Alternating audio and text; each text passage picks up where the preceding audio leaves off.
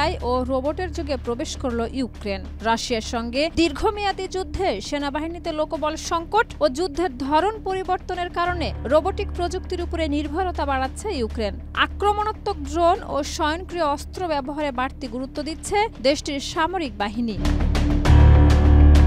সম্প্রতি ইউক্রেনের সামরিক চিকিৎসা ও সহায়তা সংক্রান্ত মাসিক বৈঠকে যুদ্ধ পরিচালনার নতুন প্রযুক্তি ব্যবহারের সম্ভাবনা নিয়ে বিস্তৃত আলোচনা হয়। বৈঠকে সেনাবাহিনীর মেডিকেল ফোর্সের কমান্ডার, সামরিক ইউনিটের চিকিৎসা প্রধান এবং সেনা কোরের প্রতিনিধিরা অংশ নেন, যারা যুদ্ধক্ষেত্রে ইউনিটগুলোর বাস্তব চিত্র ও কর্মী সংকট নিয়ে প্রতিবেদন উপস্থাপন করেন।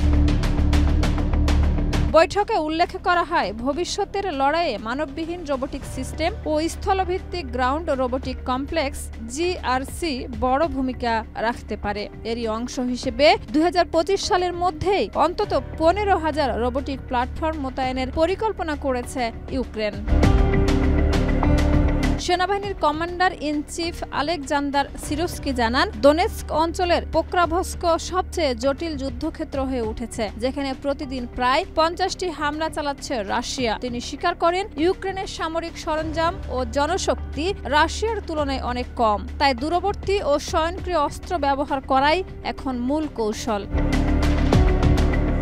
সেনা সংকট ইউক্রেনের জন্য বড় একটি চ্যালেঞ্জ হয়ে দাঁড়িয়েছে। যুদ্ধ শুরুর পর থেকে প্রায় 4 লাখ সেনা তাদের ইউনিট ছেড়ে গেছেন এবং অনেকে আর যুদ্ধে ফিরতে আগ্রহী নন। যদিও 25 থেকে 60 বছর বয়সী সক্ষম পুরুষদের জন্য সেনাবাহিনীতে যোগদান বাধ্যতামূলক, বাস্তবে এই নিয়ম কার্যকর করা কঠিন হয়ে পড়েছে।